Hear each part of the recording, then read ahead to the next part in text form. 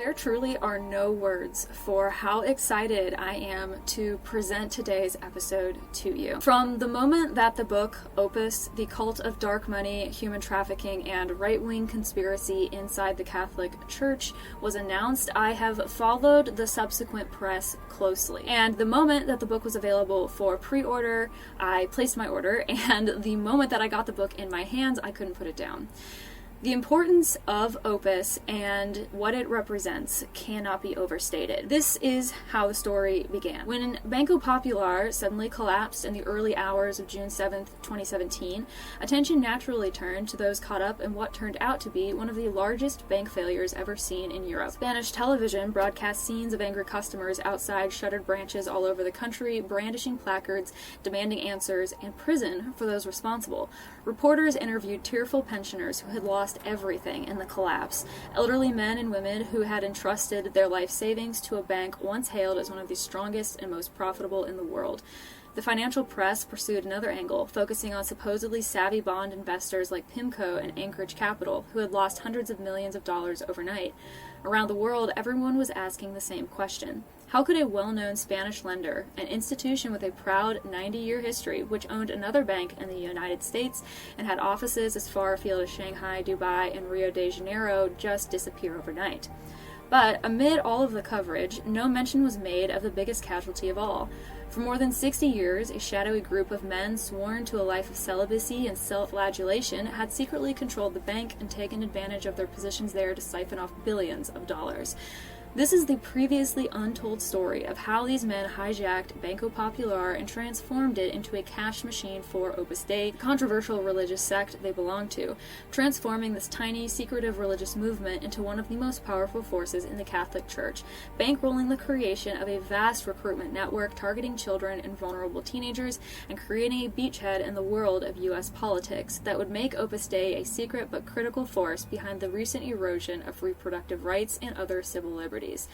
In a world obsessed with conspiracy theories of QAnon and Bilderberg, this is a real-life story of abuse, manipulation, and greed cloaked in the mantle of holiness. The Financial Times published an article reviewing the book, and they wrote that in 2003, a diligent member of Opus Dei's PR team spotted an item in Publishers Weekly about a forthcoming novel entitled The Da Vinci Code. After tracking down an advanced copy, he discovered to his horror that it featured a self-flagellating albino assassin used by the Catholic organization to murder its opponents. The alarmed pressman took the matter to his Opus Dei boss, who, after some consideration, calmly reassured him that Dan Brown's novel sounded so silly that nobody will ever buy it. For many years, the ultra-conservative Catholic organization that emerged in Franco's Spain was often regarded as a cartoonish sect, with insufficient mainstream attention paid to the testimony of ex-members and victims alleging decades of financial control, coercion, and sexual abuse. Gareth Gore's vividly told and excellently researched book Opus is part of a more recent journalistic reconsideration of the accountability of a group that began as the dream of a young Spanish priest and grew into an international network able to mold not only the agenda of the Catholic Church, but exert its influence over one of Spain's largest banks and even the U.S. Supreme Court. This book holds up to scrutiny. Not the type of scrutiny that Opus Dei uses, which looks a whole lot more like obfuscation, in my opinion, but true critical review. This book is not an attack on the Catholic Church, but rather the pointed expose of a corrupt and dangerous force using the Catholic Church as a cloak to obscure its true intentions. An article published on U.S. Catholic identified the book as, quote, a much-needed expose of financial scandals, political manipulation, and coercion in Opus Dei's powerful international networks. Those who have nothing to hide have nothing to fear. So I think Opus Dei's response to the book, which has been denial, is very telling. This book is extremely important and will be the topic of conversations for, I predict, years to come. But it wouldn't exist at all without the man who put in the time and effort to write it. That man is Gareth Gore, and he is the reason for today's episode. Ladies and gentlemen, I am pleased to present my conversation with Gareth Gore about his new book, Opus. Let's not waste another moment and get right into it. My name is Rebecca. Welcome to the Deep Dive Project.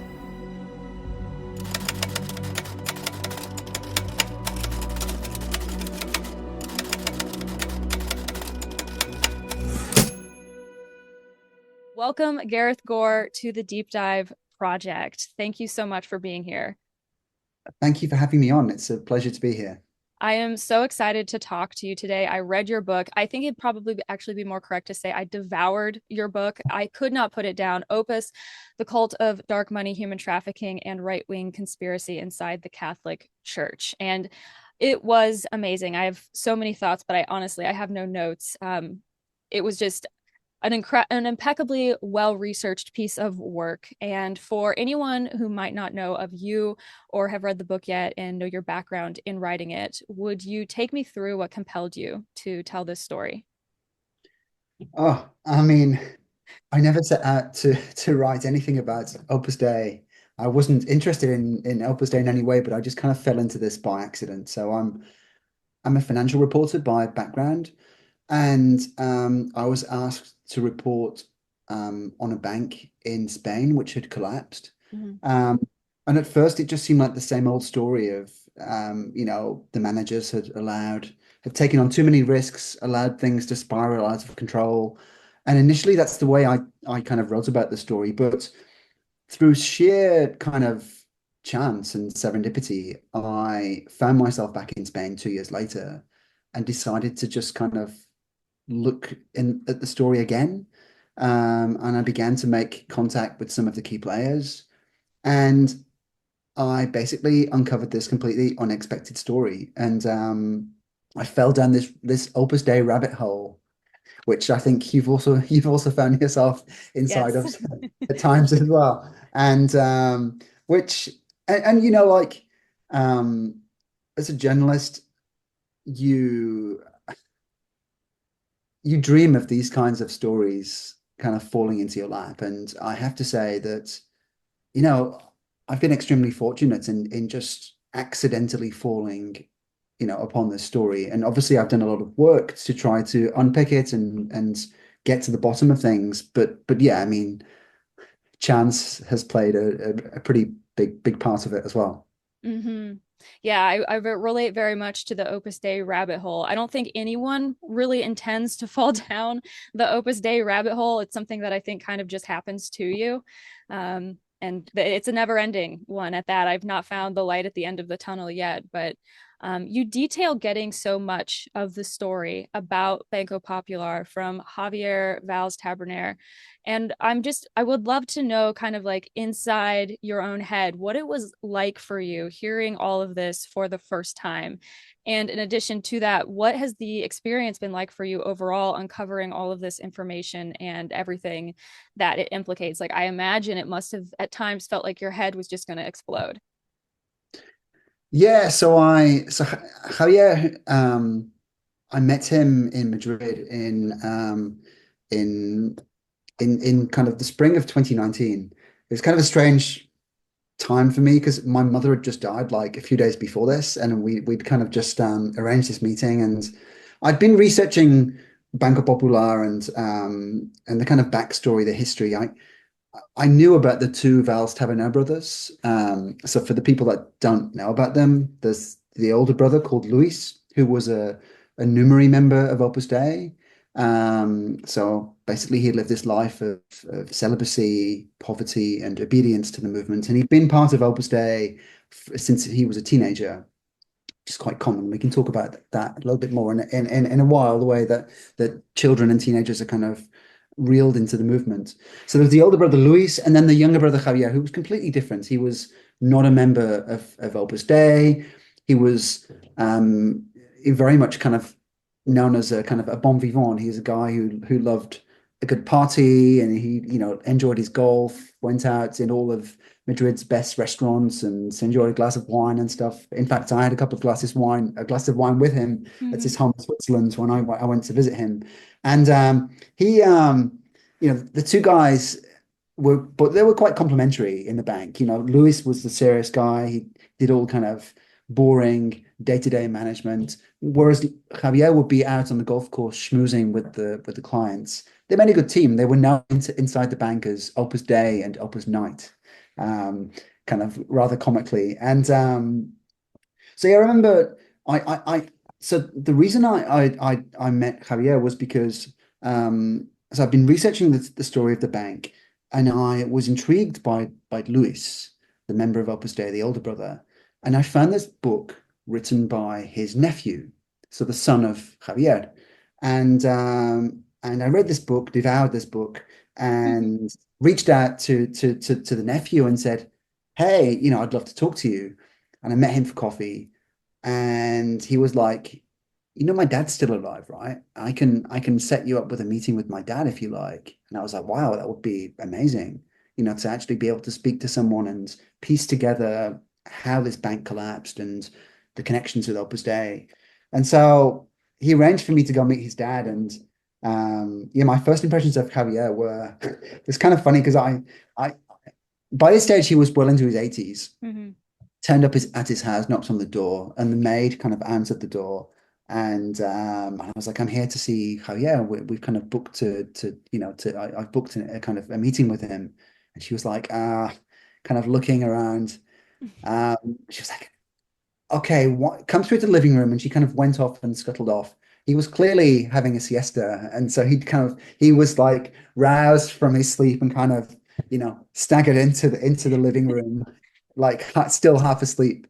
This kind of English journalist had just come to meet him. But we really hit it off. And okay, what did I make of it? I mean, like we spent when he finally woke up, we spent like I think 3 hours talking on that first day. And I remember getting the train back home that night, after talking to him for 3 hours. I had pages and pages and pages of notes. Luckily, I'd recorded the conversation as well, which gave me something to listen back to.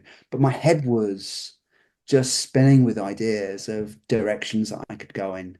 And, that was the start of it. Up until that point, I'd been focused, I think, on just telling the story of the rise and fall of the bank. But then it became clear to me that there was this whole Opus Dei connection. And so, yeah, that was the start of what became a much wider story. Mhm. So was that kind of the moment when you knew that you were sitting on something that was bigger than just some bank that went bust? Yeah, no, I think it was. And like I was saying before, every journalist dreams of kind of just stumbling upon one of these stories. And I think for me, that was the moment when I thought, you know what, this has the potential to be an absolutely amazing story. And so it just set me off, researching this and going in all kinds of directions. I know to be in the beginning, I wasn't really clear what to do with it. I toyed with the idea of just writing a long feature and maybe pitching something to the New Yorker. In fact, I did pitch something to the New Yorker, and they were initially a bit interested, but then kind of went off the idea. Oh, But just carried on researching, and it eventually became a book proposal. So yeah. I mean, it is an amazing story. It's an incredible story. I think that for anyone who's encountering the information for the first time, it can feel in many ways very fantastic. But I think that to the book's credit, and this is to your credit as a researcher, the entire narrative is set up and executed in such a way that the reader learns as they're going through the book all of this complex information in a way that is very organic to me. Reading the book, it felt very organic. And one of the things that I really appreciated was all of the background that you provided on Jose Maria Escriva, the founder of Opus Dei. There were some things in the book that I didn't know about him, just details about what his childhood was like growing up, the background that he came out of. This isn't giving away anything in the book really for anyone who hasn't read it yet, because it's relatively common knowledge, I guess, if you were to look into his life. But his parents lost everything and were basically destitute. And the impact that that must have had on a child's psyche, developmentally speaking, I'm sure is huge. But one of the things about that story, about the perspective that you gave of Escriva that really stood out to me when I read it was his excessive use of corporal mortification. And I want to just read a snippet very quickly, if you don't mind.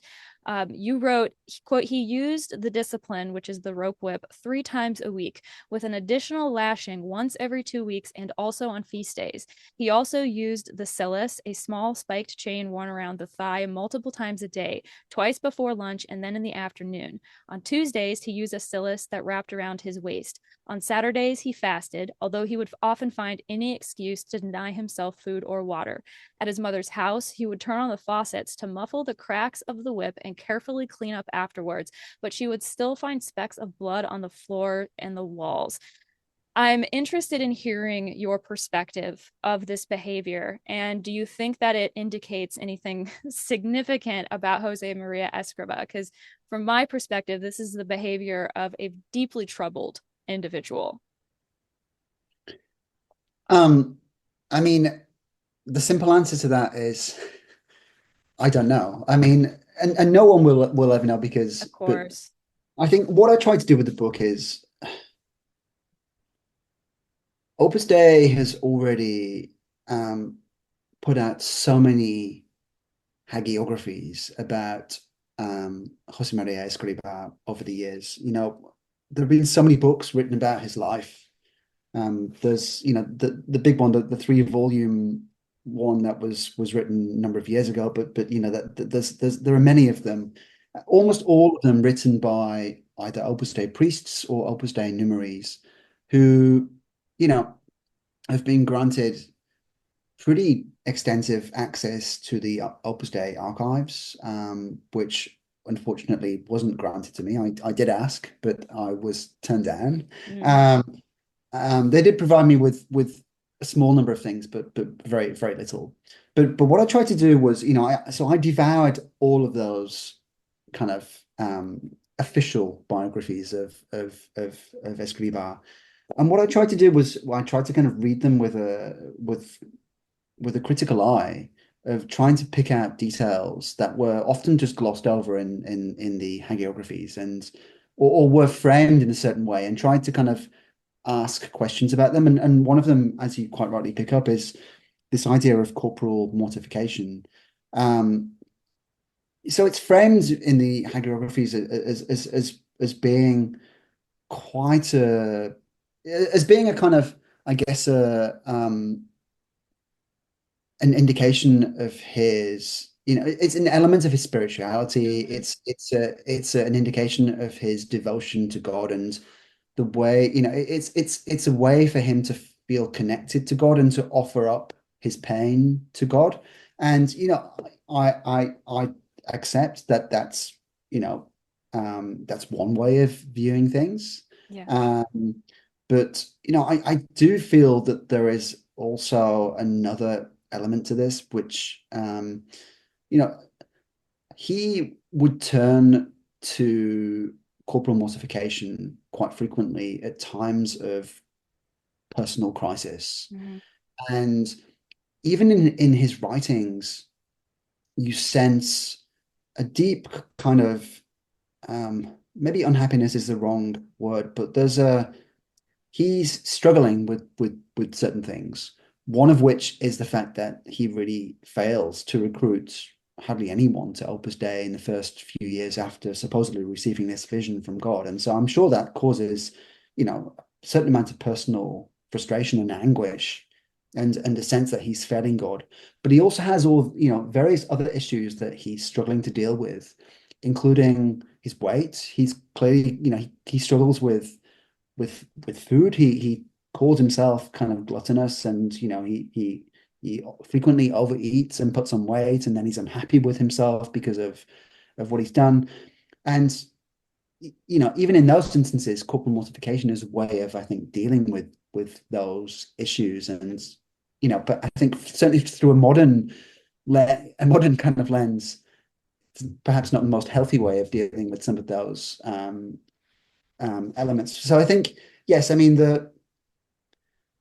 we will never know what was going on inside of his head, but I think the tendency in the hagiographies to basically frame corporal mortification as just a way of connecting with God and feeling closer to the suffering of Christ, I think um, is insufficient. And what I try to do is kind of build additional layers on that and ask these questions because I think they're important questions. Mhm. This is a guy who is drawing up an extremely detailed blueprint for that will control people's lives. The Numeri members will live a life that's um, determined by, almost minute by minute by Yes. what Escrivá believes is the right way to lead their lives. And so, so I think it's essential to try to kind of delve into his psychology and personality to try to understand what was driving some of those decisions. Hmm. And, this question of corporal mortification is effectively a requirement for Numeries. People are Yes. expected to perform the same rituals that Escrivá was performing on himself. And so I think it's quite valid to ask why he was doing that to himself and whether um yeah and what the read through then is for the people that are being expected to do the same thing. Precisely. And that leads right into like the next point and question that I was going to ask, because this has been said many different ways by many different people, including in your book, but it's really eerie to see the extent to which Escriva's coping mechanisms, and I understand there was a spiritual element at play, but I think, religion can mask many things. And I think sometimes, unfortunately, it can mask mental illness. And that's just my opinion and my take on the situation. But it's eerie to see the extent to which those things that he did and the obsessions that he had became baked into Opus Dei's organizational character. And I think that members' use of the Silas and discipline are perfect examples of that playing out in real time. And from my point of view, I think Escriva was a deeply flawed human being with some serious mental health problems. And it seems like many of the symptoms of those problems are still manifest in Opus Dei today.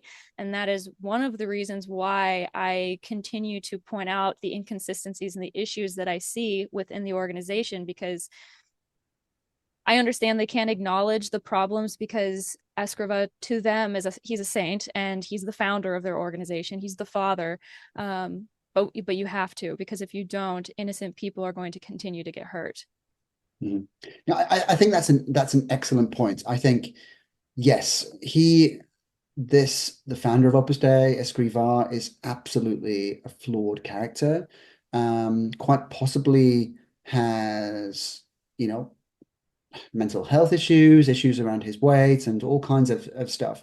But then for he develops these coping mechanisms, which, include, his devotion to God, but also the corporal mortification. But then for him to then, as you quite rightly say, and very quite eloquently say as well, for him to then bake those coping mechanisms into the very structure of Opus Dei and make these coping mechanisms a requirement for his followers, raises quite serious issues. And I think Opus Dei, in many ways, these ideas were baked into Opus Dei 100 years ago. Yes. So he had this vision.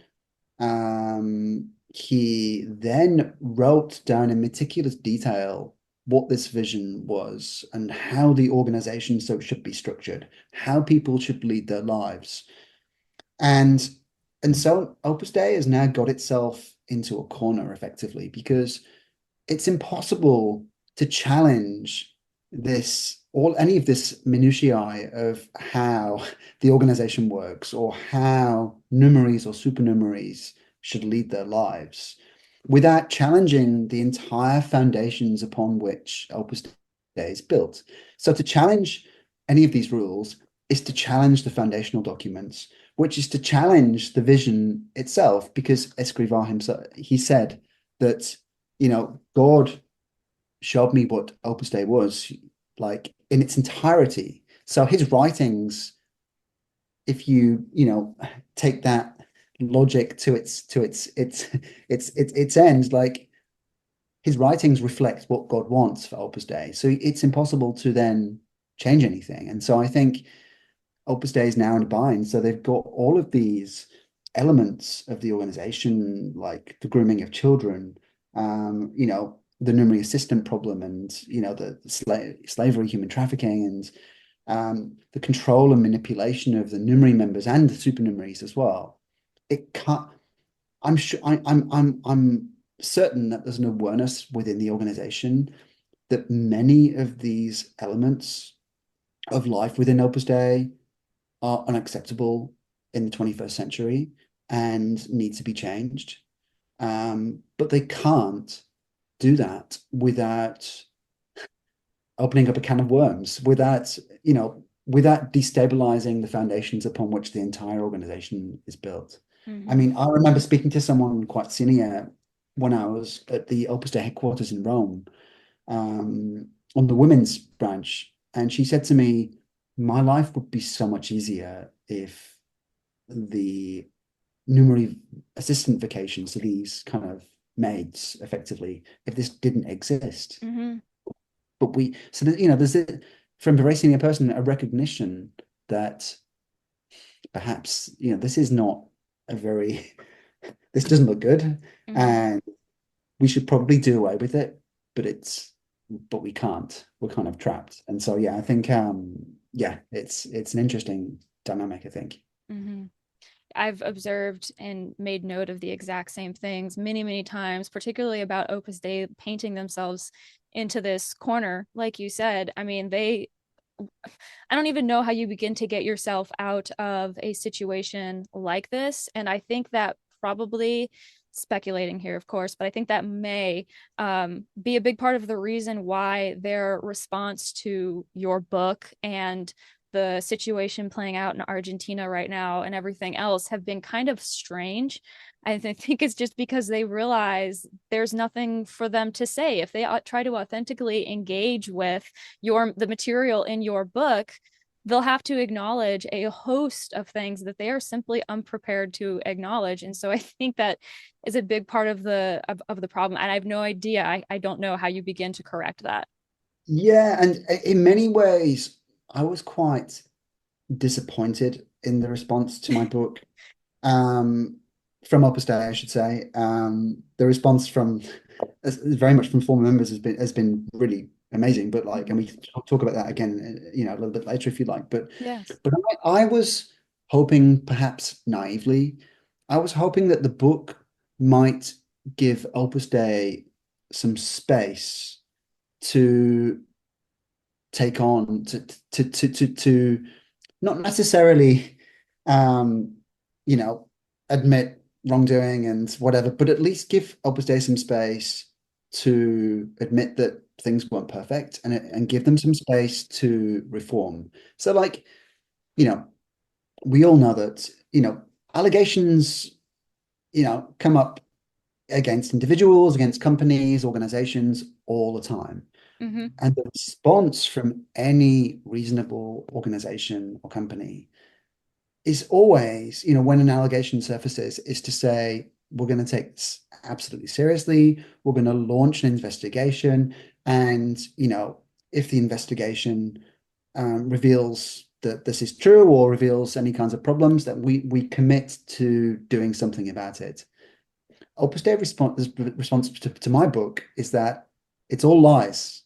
There's no truth to this. Like, which is just like, guys, I'm giving, like, this is a chance for you to sort your problems out. Mm-hmm. But I mean, yeah, the response is really quite telling. And like I said, I perhaps naively hoped that they might take this as an opportunity to address some of the issues. And these Yes. are issues that, I've spoken to more than 100 current members of Opus Dei, including some of the most senior members. And there's an acknowledgement, up and down the hierarchy, that there are problems inside of Opus Dei, but clearly there's an Like there's a unwillingness. disconnect or something.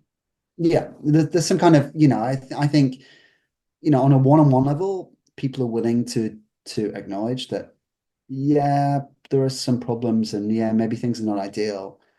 But at an institutional level, there's just this kind of unwillingness, or I don't know, a lack of ability to address these problems. I'm not sure whether that's from the head of Opus Dei himself, or whether it's the kind of governing council, or whether it's these electors, the people that, the kind of city members who vote on change.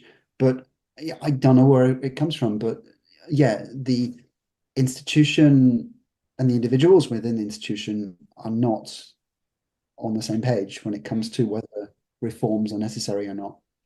And That's interesting. so, in fact, I heard recently from an Opus Dei priest who's still inside the organization, who reached out to me and thanked me for writing the book, and was saying that, all of this is true. And this is a guy that's still inside the organization, but he's hoping that change will happen. But I fear that the only way that change will happen is if change is imposed on Opus Dei. So I think the one avenue to reform that I see is Pope Francis imposing reform on Opus Dei. But Hmm. yeah, we will see whether that happens or not. Yes, it's going to be we could get into a whole tangent sidebar about the Vatican and their response to Opus Dei over the years. I did really appreciate all of the detail and background context that you provided in Opus about the relationship between Opus Dei and the Vatican. Because early days back when I was initially beginning all of this, that was one of the things that I looked at first, because I'm thinking this organization is so outrageously out of control and is doing all of these things. Like, technically they answer to the Vatican, like they answer to the Pope. So what is going on there? And that relationship, I have a few different theories about why it is the way that it is, but it is really, really interesting. And you have spoken about this in other interviews as well, taking the perspective that Pope Francis has to be very careful in how he handles Opus Dei because of the complicated nature of that relationship. Would you care to extrapolate on that just a little bit for us today, anyone listening? Yeah, sure. Well, I mean the church has to absolutely take responsibility for many of these issues as well. I mean, first of all, Pope John Paul II granted Opus Dei unprecedented power to expand basically unchecked anywhere it wanted to in the world, outside of the normal hierarchy of the church, so that whenever abuses or concerns arose in, archdioceses around the world, it was impossible for the local archbishop to do anything about them, because Opus Dei basically operated outside of the normal checks and balances system, Mm-hmm. church hierarchy. Mm-hmm. And John Paul II had, created that, that mechanism for Opus Dei to escape accountability and for it to expand in a completely unaccountable way. But even Pope Benedict as well, he he had his misgivings about Opus Dei being given these special powers. He also was very much aware of the abuses that were taking place within Opus Dei, especially the way that Opus Dei was using kind of these enforced examinations of conscience, the chat, to basically, extract information from members, and to kind of to manipulate members to a certain extent. And he kind of semi forced them to change that, but he could have gone much further, because I'm convinced he was aware of great abuses, and Pope Francis as well. I mean, he's been aware of abuses within Opus Dei for many years. So the case in Argentina, which we can talk about in more detail, first surfaced at the Vatican, 3-4 years ago. He's known about this, but has not really done anything to intervene since then. Around the same time, a large group of former numerries filed a complaint at the Vatican for alleging all kinds of Mm-hmm. psychological, spiritual abuse, so the Vatican's been sitting on these formal complaints for 3, 4 years now and has done nothing. I mean, we've had the motu proprios from the Pope, so he's kind of taken Opus Dei down a peg and kind of put them on warning, but we're yet to see any real intervention. And to get back to your specific question about why that might be, um, I think I think it comes down to power and money, really. I think Mm-hmm. and also a concern for the church. So I think Pope Francis doesn't want to create a schism. He knows that Opus Dei has many powerful allies, especially in the US. Yeah. Many, you know, the the the US Catholic Church has um almost been taken over by conservative forces, Mm.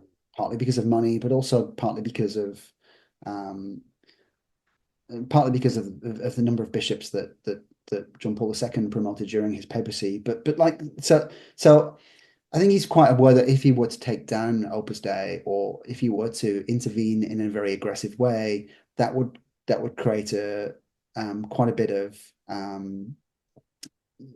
there'll be a reaction to Yes. let's say, which could be very damaging for the church. And so he's quite conscious of that. But I think, and maybe I'm being too skeptical here, but I think he's also aware of the financial damage that the sexual abuse scandals wreaked on the church. I mean, Mm-hmm. in the US, many dioceses and archdioceses have filed for bankruptcy because of the compensation claims that they've faced.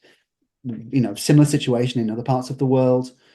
I think there's an acute awareness um, that allowing admitting to these abuses and potentially opening Opus Dei and the wider church up to huge compensation claims from thousands and thousands of former numeraries and numerary assistants could well be, financially crippling, not just for Opus Dei, but for the wider church. And so I think all of those things are in play and at the forefront of Francis's mind. But, he's the head of an organization that's supposed to be promoting Christian values. I would argue that all of those things should be secondary, should be Yes. lower than secondary. Like he Yes. should be standing up for what is a moral, and spiritual issue here. And I think it's a major failing on his part that he has not yet taken decisive action against this clearly abusive group. I agree. I agree. And for my part, I was raised Catholic. I was raised by very conservative Catholic people, and my family is still very religious. So growing up, I had experiences interacting with like the traditional Latin mass communities and like the SSPX groups, and I knew of Opus Dei. We were never involved. I don't think I ever knew anyone who was, but I was aware of these organizations and the role that they were kind of playing in providing formation. And at that point in my life, as a young kid being bought into a religious system, that didn't raise any red flags for me. But now, knowing what I know about this organization and also just about the things that have happened in my country to shape the narrative, particularly around religion and politics, um, it's interesting to see the way religion, Catholicism specifically in this country, has changed so drastically since even I was a child. And of course, those changes began to be implemented many, many years before I was born. But I think that Opus Dei plays a part in that, and it may not be a huge part. I think people want to make Opus Dei out to be the ultimate boogie bad man. They want Opus Dei to be responsible for every single problem, and I am certainly willing to hold them responsible for the things that they have done that have been bad. But regardless of the size of their role, the fact that they're here at all, the fact that they are so omnipresent, especially now in politics, and Mm. there's this like something weird going on with them in the Vatican. It just all sets off too many red flags. And for my research, I ended up coming back to the same conclusion. It's about the money. Like I read the same thing in an article that I dug up somewhere, and it was literally it in type. It was like, it's the money, stupid. Like it's the money. That is why this relationship is the way that it is. And it explains, I think, a lot of the behavior that the Vatican and the Pope has demonstrated towards these problems. And that's really, really upsetting. I'm sure for Catholics who are following this issue, it must be very, very upsetting. It's the church's track history with handling abuse is not good anyway. So this just really adds to that. But yeah, very interesting. I won't pick away at that too much more because we have other things that I want to talk to you about, but that part of it is really key. Um, Another thing that your book does really well is it does an excellent job of highlighting the extent to which a fascist ideology has played into the formation of Opus Dei. And you wrote, in public, Escrivá was at pains to distance himself from the regime back home and to insist on Opus Dei as an apolitical institution. But in private, he was more than happy to take Franco's money. And one of the criticisms that Opus Dei has received, and one which I myself think has merit, has been that while the organization makes statement after statement affirming that it's apolitical and that it continues, that they're not involved with anything, it continues to benefit from some pretty, in my opinion, blatantly political relationships in the United States and elsewhere. And what are your thoughts on the extent to which fascism has influenced Opus Dei's formation? And because of that, to whatever extent, what do you think can be inferred about Opus Dei by that? I mean, I think it kind of exposes a kind of contradiction at the heart of the Christian values. I mean, Yes. this is so. I think they are Opus Dei is quite clearly willing to turn a blind eye to so they were willing to get into bed with General Franco. This was a guy that was a brutal dictator. Mm-hmm. So Franco was murdering tens of thousands of his political opponents during peacetime. We're not talking about during the war here. We're talking about afterwards during peacetime. Um, he was sending his political opponents to the Nazis to be experimented on. So the Nazis were they were obsessed with, this kind of red, they called it the red gene. And they were Mm-hmm. trying to find, whether or not people were biologically predispositioned to be liberals and progressives. Yeah. And Franco sent over, some of his political opponents to be tested on. This guy was a brute, and Opus Dei was very happy to cozy up to him and to take his money. They were, Escrivá and Del Portillo, who was his kind of second in command for the people that don't know.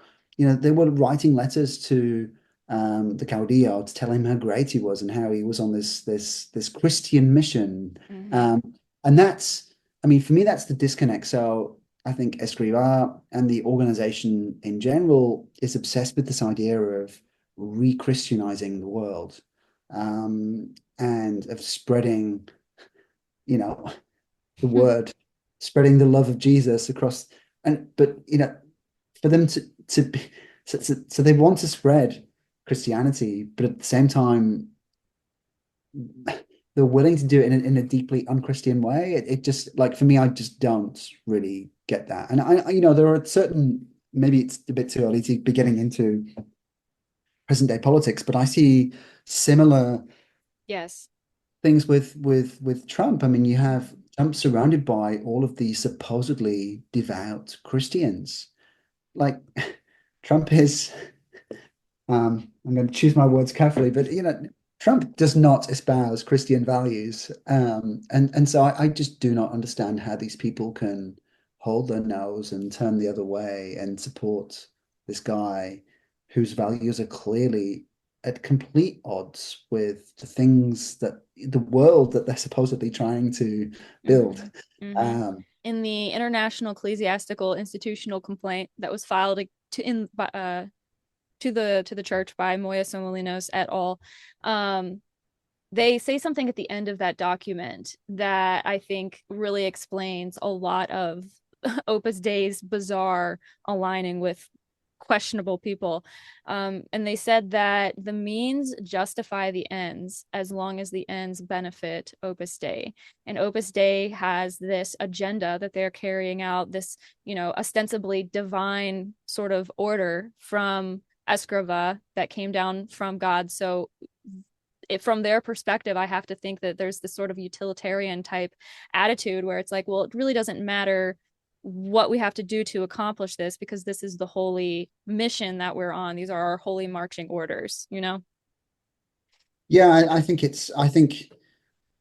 the philosophy these days is just if it's beneficial to Opus Dei as an organization, then anything goes. Mm-hmm. Like, we're willing to cozy up to Trump. We're willing to take whoever's money, so long as it's, if it's good for the organization, it helps us to expand and get more members and become more influential, then anything goes. Mm-hmm. And I think it's important to point out to people that there's this kind of attitude of like, well, these are all new problems, and we didn't have any of these problems before, I don't know, pick whatever keystone moment in our history. But the fact of the matter is, there have kind of always been these like hiccups and issues and organizations, religious organizations, using some ostensibly, holy order to justify some really terrible things. I mean, if you claim to be operating under orders from God, you can justify almost anything. And I think we see examples of that playing out throughout history. And unfortunately, I feel like Opus Dei is another example of that. Yeah, and it's also it's a kind of vicious cycle as well because um I mean, I'm reminded of Escrivá giving a 6-day private retreat for Franco and his wife, I and you're didn't kind know of that. And when I read that in your book, that blew my mind. Like I always knew, I was like, there has to be some type of connection between the government and Opus Dei at that time. Like it's so clear that there was with the cabinet members and everything else. I did not know about that private retreat. And that really just like blew my mind. I was like, that's the only like that proves the point. yeah. I mean, to be a fly on the wall in you know in that house for those 6 days, but we can even fast forward to today and somewhere like the Catholic Information Center in Washington, which for your listeners and viewers that don't know is the Opus Dei chapel and bookshop, the Opus Dei hub, Mm-hmm. basically in central Washington.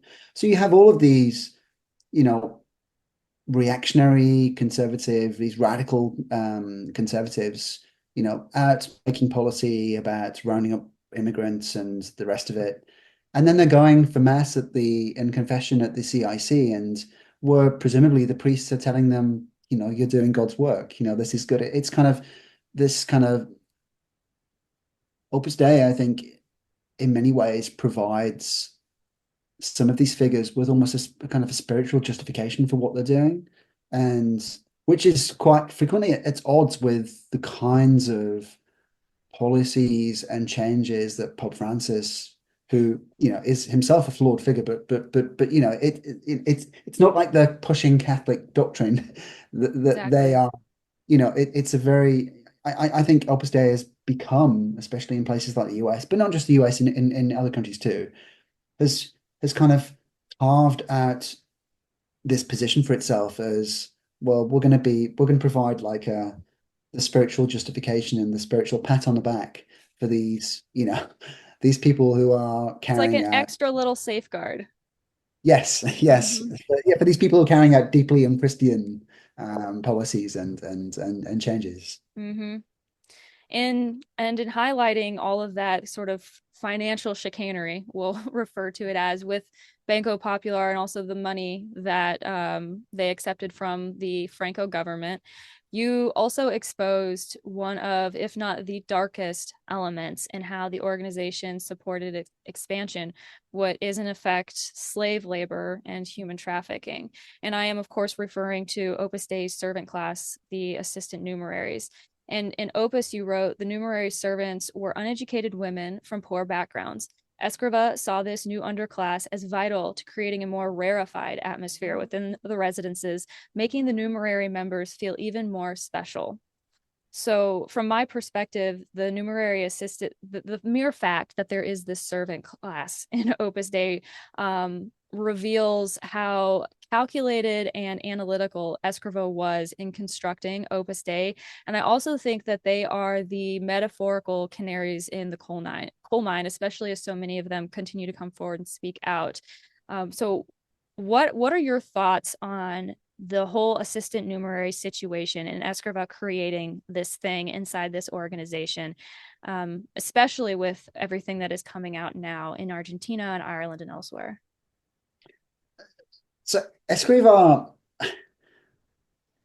in sometimes kind of in the research and in the writing, I sometimes have to kind of shake myself because I occasionally kind of find myself, I'm not sure whether admiring is the right word, but in awe of some of the decisions that he makes. And you're like, he's clearly, so when he draws up this methodology for recruitment, he's a cult leader who's like decades ahead of his time. Mm-hmm. Some of it, it's quite impressive, some of the things. And I think he's clearly a very opportunistic person. He's very astute and opportunistic.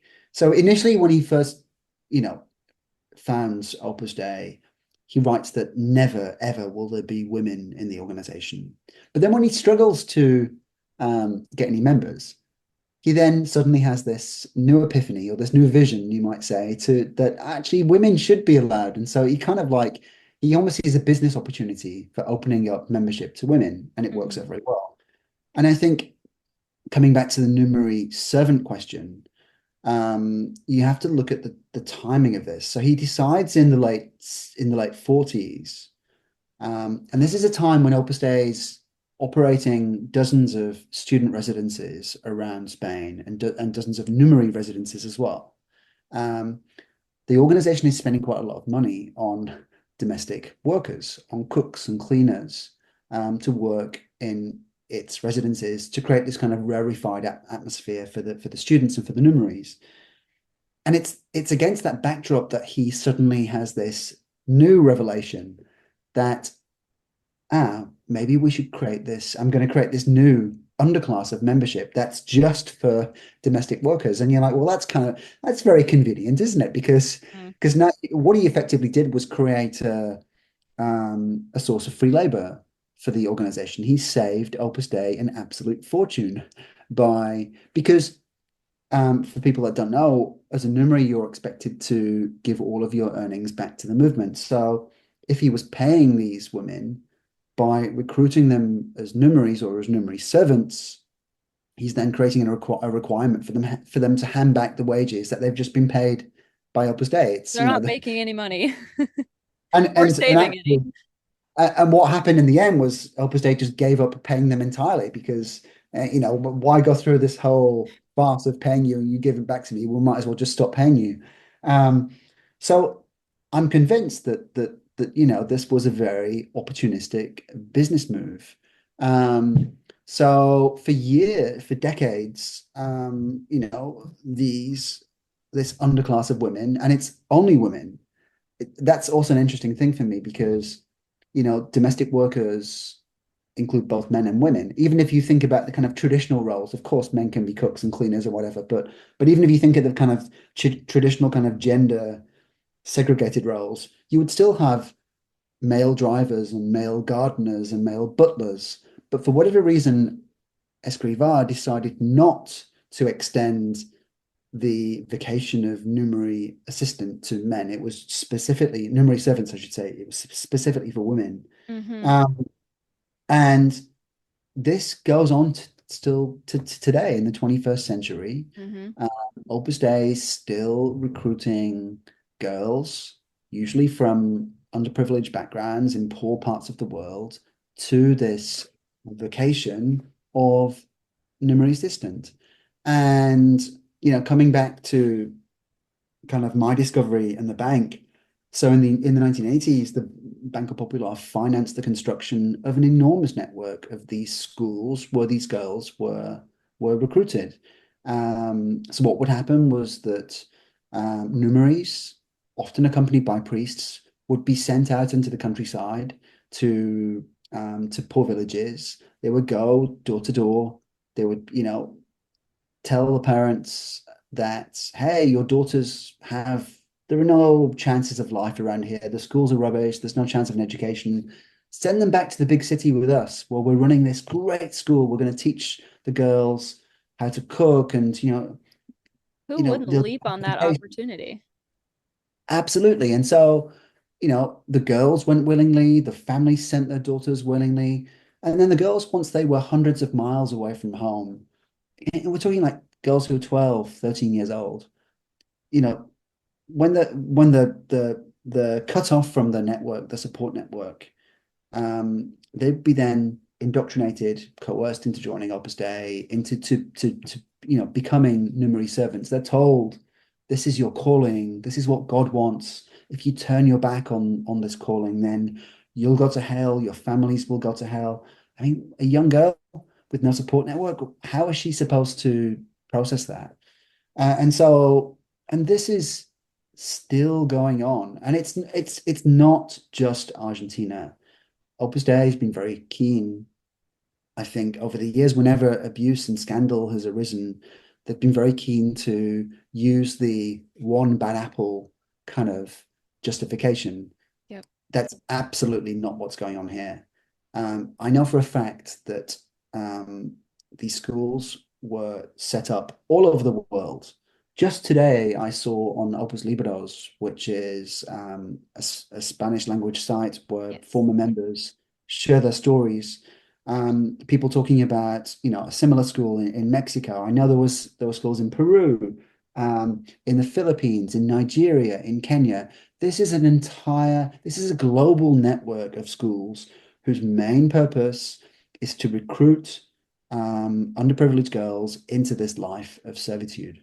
So what's happening in Argentina, where federal prosecutors have brought formal accusations against Opus Dei, accused Opus Dei of trafficking teenage girls into this life of servitude, where there's going to be a trial for four Opus Dei priests are going to be standing trial in the months, years ahead.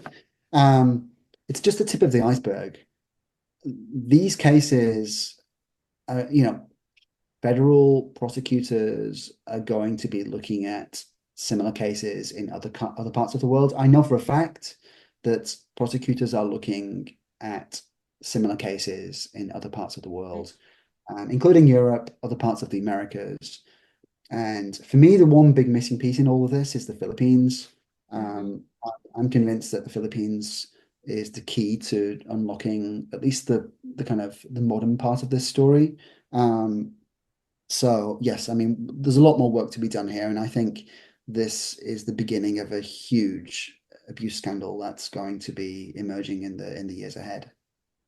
I feel the same way. I've felt that way for a really, really long time. One of the thing that compelled me to continue talking about Opus Dei back in 2020 was not their conspiratorial things. It wasn't the concerning relationships with key political and economic players. It wasn't any of those things. That stuff is interesting and it's important and we have to talk about it, but it was quite literally finding out about the lives of assistant numeraries and what they are put through and the experiences that way too many people come out with, and they are all eerily similar. And at this point, I have heard from people literally all over the world: the United States, Canada, South America, the Philippines, Australia, England, Wales, Ireland, Scott, like Finland. We're talking all over the world. It is a global global issue. And I agree. I think there is this sort of sense that like a gathering of momentum, because it's all still very early days, and the narrative is still, I think, being put together, and all of the pieces haven't been found. But um, I am hopeful that what is happening in Argentina is the beginning of a trend. And we're going to see more of this type of thing going forward. I want nothing more than for these women to have their day of justice and to get the compensation that they deserve for the things that they were put through. And I think that your expose on that in Opus is a really important part of that. People have to understand this story, and they have to understand how it all works. And the assistant numerary piece of it is perhaps the most significant, in my opinion. I mean, I should also say I can't take very much credit for this at all because the real kind of heroes or heroines in this are the 42 women in Argentina who have Absolutely. come forward. I mean, they aren't the first people to come forward. There have been other cases in the past, but they've been individuals. It's been easier for Opus Dei to kind of wash its hands or pay people off. But I think the critical thing here is that these women have come forward as a group, and that's given them confidence to tell their stories in public. It's also made it much harder for Opus Dei to just kind of explain itself away or explain this case away or to wash its hands or to pay them off.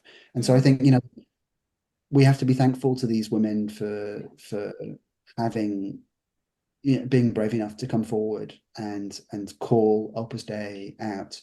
And I'm going to make a plug here as well for there's a fantastic documentary that's going to be coming out in the new year on HBO Max here in Europe. I believe it's going to be released across the world. It's called El Minuto Heroico, which is Spanish for the heroic minute. And it's a 4-part documentary where a number of numerary assistants from around the world tell their stories. Um, Full disclosure, I have nothing to do with the production. I mean, I was interviewed for the documentary. I haven't yet seen it, but I've been told by a number of numerary assistants that have seen a preview of it that it's really excellent. So people should certainly watch that. Um, and yes, I mean, the plight of these women, the numerary assistants, deserves all the attention it can get. But I'd also like to make the point as well that it's not this kind of abuse and manipulation isn't unique to the numerary assistants. The numerary population as well has suffered, in quite similar ways. I mean, they haven't been on their hands and knees scrubbing toilets and cooking, and they've in many ways they've enjoyed more freedoms than a lot of them have had jobs in the outside world and have had more kind of autonomy. Um, but they have also, led their lives at the whim of the organization. Like so many, and it's really quite sad, so many numeraries are enticed into the organization and told that Opus Dei will allow them to serve God through their everyday lives, and they can continue to be doctors or teachers or journalists or whatever they choose to be in life, only for the organization to suddenly change its mind 5 or 10 years on, and for the Opus Dei to request that these people leave their jobs and leave their families, their friends, their networks to go and start up some new apostolic activity for the organization in another part of the world, which, by the way, is completely unpaid. So it's the same dynamic of these people being expected to drop everything and go and serve Opus Dei completely unpaid in another part of the world, where their own personal and professional ambitions and desires are just completely irrelevant and Mm-hmm. just yeah just so and many of the numeraries, just like the numerary assistants, end up trapped inside the organization because they've been working unpaid for the organization for so many years. They have no savings to fall back on. They have no support network to fall back on. And so they, in effect, become trapped inside the organization, unable to leave because what do they go? What do they do? And so, yes, the memory system component is very important. Mm-hmm. And what happened to those women is horrendous. But I would say that there were very similar dynamics as well for the male and female Numeries, and even for the priests as well. Because again, the priests um, are basically pushed into the priesthood. Mm-hmm. They're enticed into the movement, told that they can live their lives as lay people, and then one day they get a tap on the shoulder, and they're told, "Hey, the prelate in Rome has decided that you're going to become a priest now, and you're basically expected to go along with the thing." So I think, Yeah. yeah, um, the abuse is widespread. I'm really glad that you said that. And I think that you're absolutely correct, because I've spoken, and I'm sure you have as well. I've spoken to people who are former assistant numeraries, all the way up to just being a former cooperator or supernumerary, or having been raised in a family with parents who are supernumeraries. And across the board, although it may manifest in different ways, the perception that I have is that regardless of the class of the individual, the job that they had, their status within the organization, none of that really matters, because in the end, everyone is left with um, the same type of like trauma.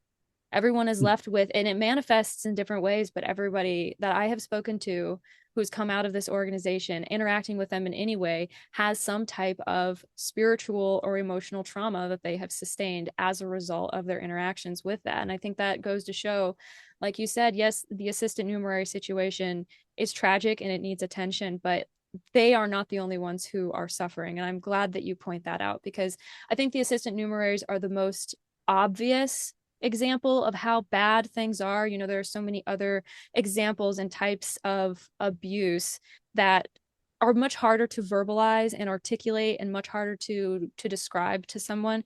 But that doesn't mean that it's any less real, and it doesn't mean that the people are suffering any less. So I am glad that you pointed that out. Um, Moving on again, I want to talk about your thoughts on Opus Dei's slow but inexorable march towards accumulating power and influence, especially in the Western world.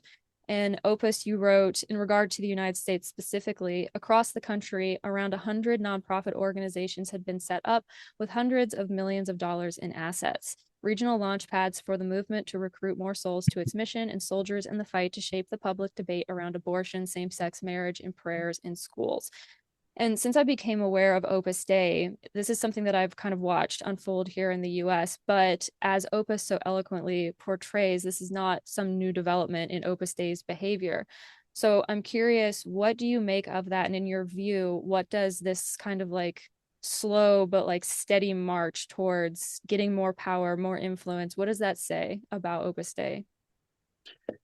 I think there's a it's a little bit more complicated. I think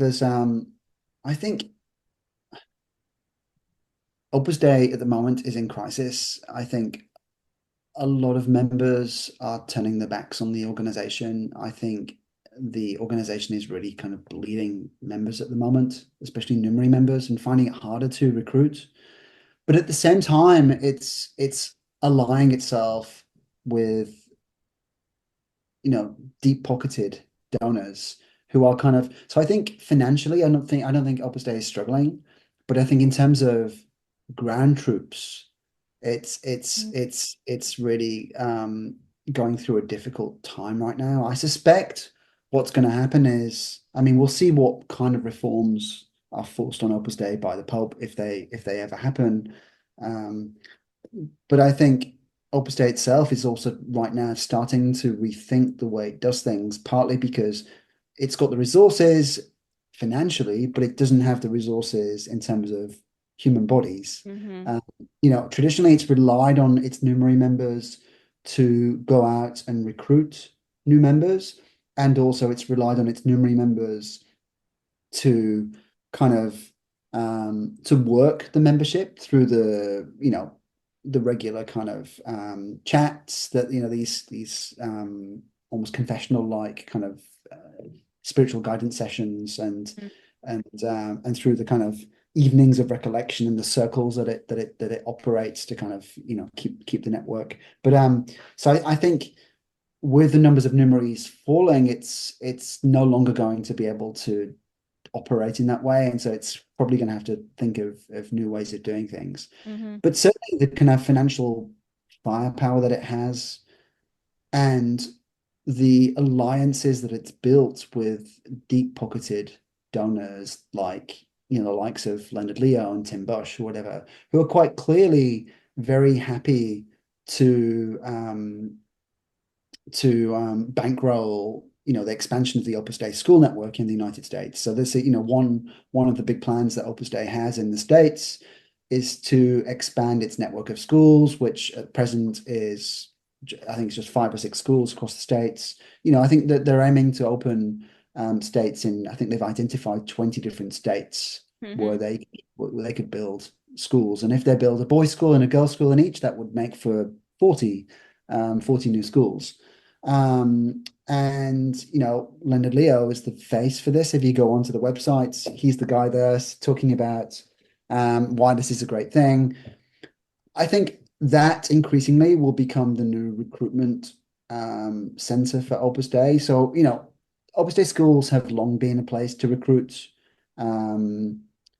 Numeries at a young age, but also a way to foster relationships with the local Catholic community and to recruit supernumeraries as well into the movement. So I think the school network will increasingly become an important place for a bit much like in Spain, a place for Opus Dei to recruit. And so so I think you've got this kind of slightly conflicting dynamics going on of the numerary ranks really kind of bleeding members, a lot of numerary saying enough's enough, we're out of here, morale being really low, but at the same time, so that, I mean, in itself could lead to the collapse of Opus Dei, but I think thanks to the financial support it's got, partly through these billionaire donors, that I think Opus Dei will adapt and live to fight another day and adapt its recruitment methods to make the organization sustainable in a different way, I think. I think you're right. And I'm glad that you brought up the schools. This is so timely because the next thing that I wanted to talk about was Opus Dei's behavior towards children. One of the consistent narrative threads that you wove throughout Opus has been Opus Dei's relentless pursuit of underage children for recruitment. And I think it's telling that the organization continually chooses to do this, even though they keep doubling down and saying that they aren't. And it's almost as if Opus Dei realizes that it doesn't stand a chance if it can't reach vulnerable, easily manipulated people. And children are incredibly vulnerable. So I want to talk to you about this phenomenon that we see play out between Opus Dei and these kids in these schools. What do you make of this? Well, I mean, the founder himself, even in the 30s, stipulated that he said he ordered that his members shouldn't try to recruit anyone over the age of 25 because people over the age of 25 were, I can't remember the exact quote, but basically the implication was they asked too many questions. They're too set in their ways. Were too set in their ways. And you're like, that tells you something that, this is an organization that is going after people who are not going to ask too many questions, who are perhaps vulnerable, who are susceptible to being recruited into what in effect is a cult. So and that persists to this day. And so, the primary mission of the Opus Dei schools around the world is it's not educational, it's recruitment. And this is kind of hidden in the way that Opus Dei they like to boast about and how in their schools they have this kind of mentoring program And I was talking to someone just last week, who attended one of the schools in DC.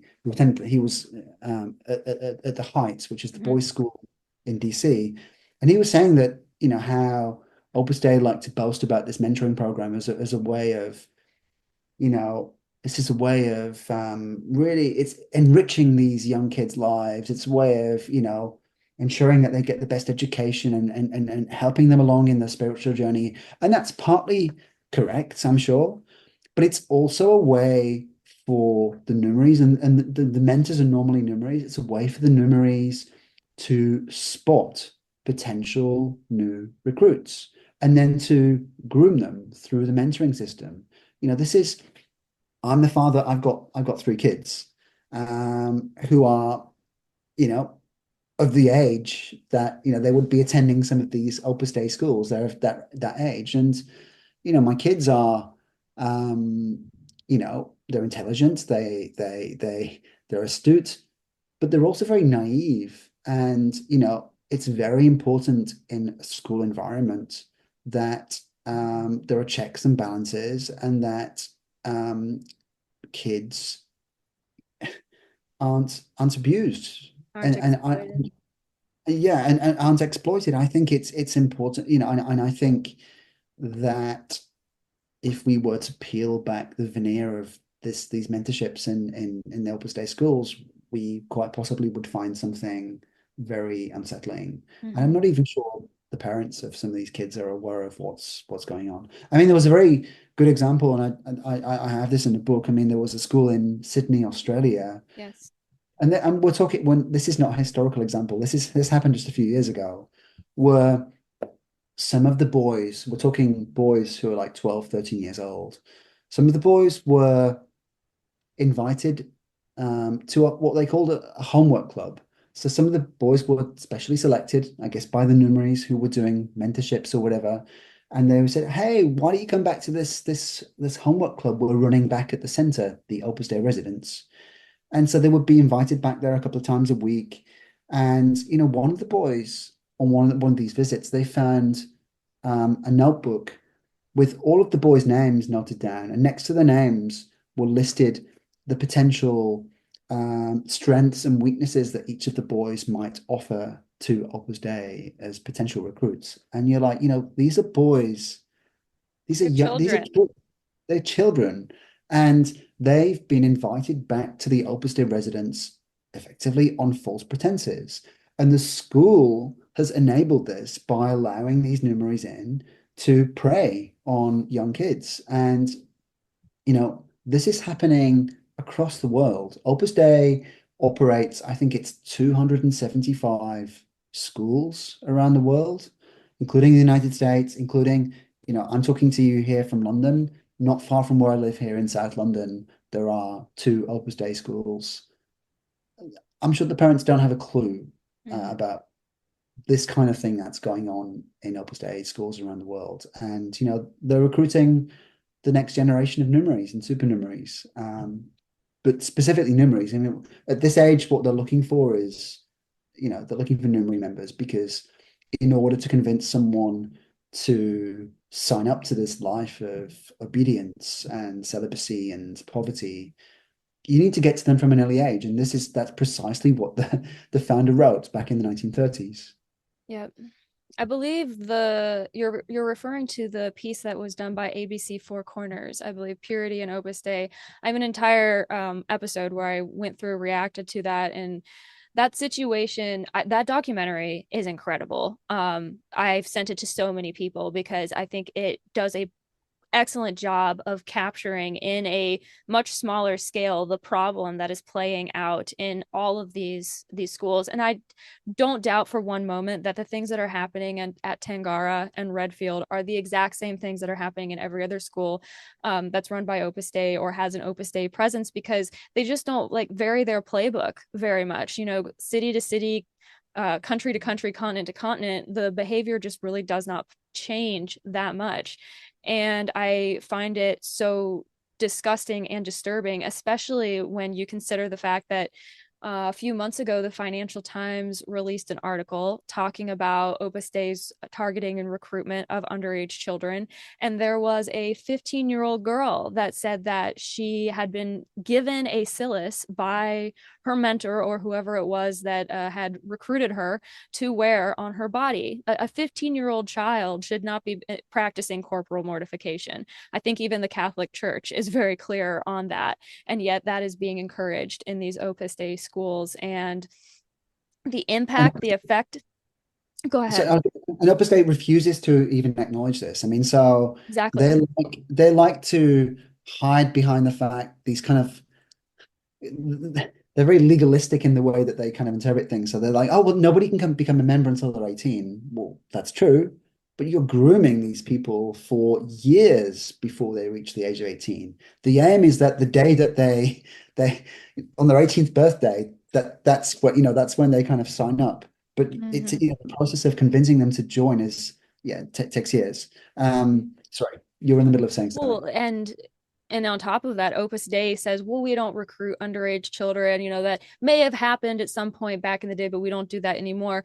And that may be technically true, but they have this category called a junior candidate, which is a child who believes they have a vocation to Opus Dei. And isn't it so interesting that no one ever thinks they have a vocation to Opus Dei on their own? They always have to be told. But they have this category of junior candidate. And I would argue that it's just more obfuscation of reality. Opus Dei can say, we don't have underage children as members. We just have this junior candidate category for people who are interested. And that's like a nice thing to put out to the public, but that's not actually the lived reality for kids who end up being coerced into that. Yeah. And it's yeah, I mean, you make a good point. I mean, I'd be very curious to ask Opus Dei how many how many kids or how many teenagers um, discover their vocation to join Opus Dei at Opus Dei schools, and how many discover their vocations who've kind of perhaps gone to different schools where they aren't kind of under the system of grooming and mentorship. I'm sure it may happen. There may genuinely be people out there who think that this would be a great way to spend their lives. I don't doubt that for a minute because every single former member that I've met and talked to has been an incredibly intelligent, kind person, the kind of person who would be willing to dedicate years of their lives in service to something like Opus Dei, what Opus Dei espouses itself to be. Um, yeah, it's just, but it's, yeah, uh we could go in circles on that, but the child piece of it really that disturbs me so much. And with you saying like Opus Dei is pouring all of their energy now into these schools, they're planning on starting up these schools in these predetermined locations. I think that makes this piece of it all the more important. And it's important to highlight that as these articles have been released and written, and as people come forward and share about their experiences being recruited, Opus Dei continues to deny that this is a problem or even something that they need to spend any time contending with. So in addition to that, there's another issue that I'm really happy that you brought up. You reference in Opus the internal system of psychological controls that are reinforced by Opus Dei doctors prescribing psychopharmacological drugs.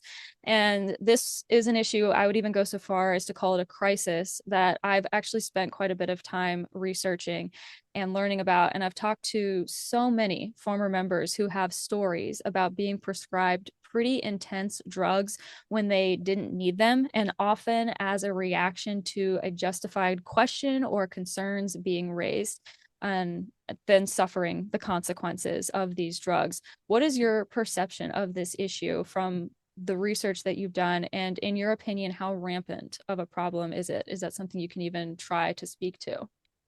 I mean, I think it's it's I think the numerary ranks of Opus Dei are absolutely riddled with mental illness, partly because of the pressures and the manipulation and control of these, of every element of their lives. And I think this system of using Opus Dei doctors to prescribe drugs for these people is really quite common. Um, I'm not sure whether it's in every country, but I mean certainly in Spain, it's yeah, extremely widespread. I've heard of it in the US as well, in various Latin American countries, and so yeah, I think this is one of the strands of the story that I would have liked to develop a little bit more for the book. Um, but I'm just one guy and there was a deadline to meet. And so I couldn't quite get there. But I think what I hope the book does is inspire other investigative journalists in other parts of the world to really dig into some of these things in more, because there are so many more stories to be uncovered and there are so many more scandals to surface.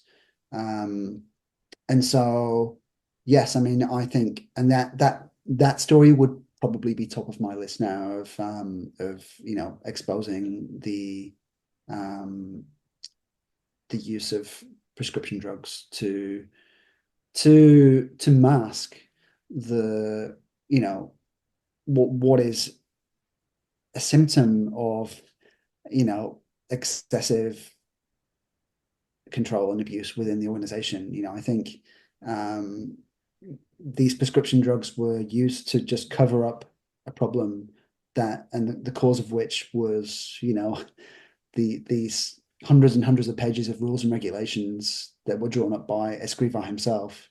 Opus Dei created this mental illness, this epidemic of mental illness within the organization. And instead of addressing um, the root causes of what happened to many of these, to hundreds and if not thousands of memories, instead of addressing the root causes, the organization just turned to covering up the problem with prescription drugs. So many people I've spoken to who have come out of the organization and subsequently seen doctors, and the doctors have said, "What the hell? You were given this stuff. This is crazy. You should have been given this treatment and this therapy, and you should have been." And none of it was done. And the people I've spoken to are from different parts of the world, from the male branch, from the female branch, and for them all to have experienced this, I don't think can be coincidence. It's it's a huge story, I think, that needs to be investigated in more depth. And if I will do what I can, but there are many other people out there who are in a good position to do this as well. So I hope that this story is gets the kind of attention and reporting that it deserves. I think it's pretty significant too. I picked up on the drug element of everything pretty early on, just from reading through people's testimonies on Odan and Opus Libris. It pops up being referenced pretty consistently, a little bit too consistently, even in the international complaint. They mentioned that even though, there have always been people with mental illnesses, and that perhaps you could say that there is a slightly higher percentage of people with mental illness who are attracted to religion, it's concerning the degree to which it's prevalent in Opus Dei, and that indicates something about the environment that's inculcated in Opus Dei. There's something unhealthy there. And I've started looking into it because I decided it had been just in the back of my head for a long time, and I decided to start digging into it because I had the time and it seemed like a good time to do it. And I should have known. I feel like this always happens. I should have known that I was going to find a whole lot more than I thought that I would. But I thought, it's the internet. How much information can really be out there about this? Surely Opus Dei has done what they needed to. There's a lot out there. Actually, the episode that's going to be put up before our conversation today is just my preliminary report on what I've found so far, and it's going to be like an hour long. So I found quite a bit, and I hope, like you say, other journalists in other parts of the world will start pulling at this thread too, because I think it's really, really important.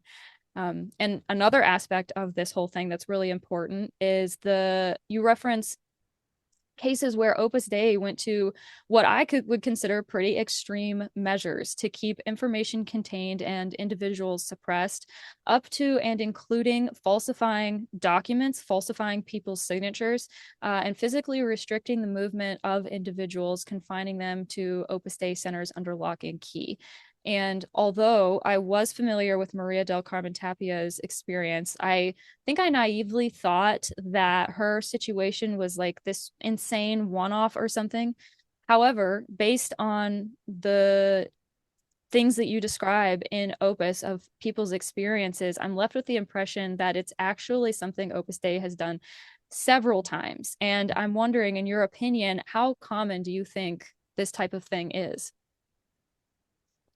I mean, it's kind of impossible to say, I think, but I think another kind of link to this, another element that I would really encourage journalists to delve into, and something I've been hearing quite a lot from former members, is the kind of mistreatment of elderly people within Opus Dei. Mm. So once numinaries and priests kind of reach their expiry date and they're no longer useful to the organization, I've heard of all kinds of horrendous treatment and abuse towards these people. And I guess that, I mean, I guess the example you're thinking of in the book is Luis, so that the chairman of the bank, when he gets old and sick, and his brother said that his brother Javier said that he was not allowed to see his brother, and his brother was basically locked up in the Opus Dei residence and not really allowed to have visitors, or not allowed to have certain visitors.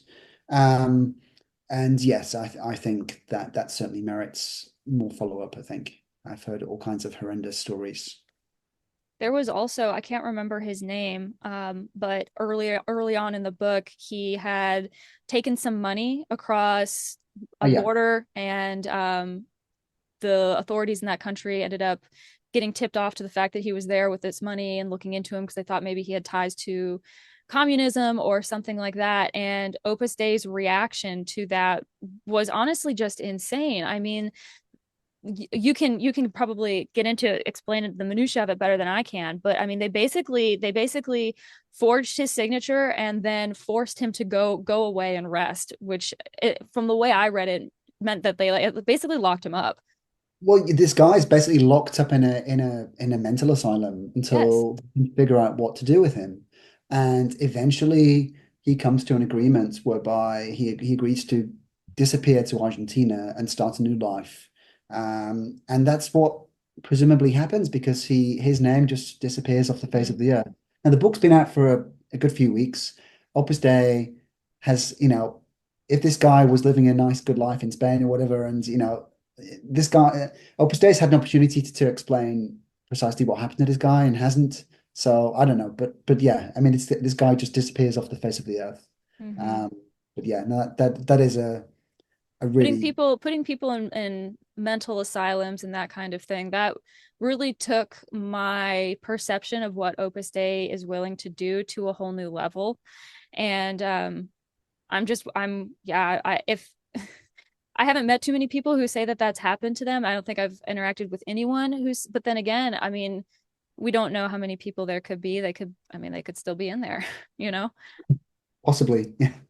So, at the end of the book, you wrote, almost a century from its founding, Opus Dei appears to have come full circle, fanning the culture wars and fueling deep divisions that risk ripping our society apart, while at the same time seeking to surreptitiously recruit tomorrow's leaders on university campuses, just as it did in 1930s and 1940s Spain. I think that this statement sums up Opus Dei's current socio-political situation pretty well. And the narrative arc of Opus left me with the impression that the organization is kind of at the beginning of this new chapter where they're poised to enjoy a little bit of a windfall that comes with status and the clout of the types of people that it appeals to, people like Leonard Leo and Kevin Roberts and Peter Thiel, Timothy Bush, and the whole gang. But what is your perspective and what are your thoughts about Opus Dei's future after having written this book? Um, I would say the future very much hinges on the Pope and what he does. And as we were saying earlier, I think the Pope is in a bit of a difficult position. He doesn't want to create too many problems for the church. And so I think he's likely to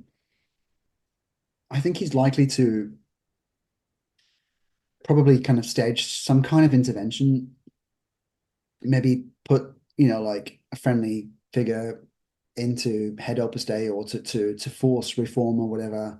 I doubt he's going to close it down. So I think probably, unfortunately, there's a future for Opus Dei.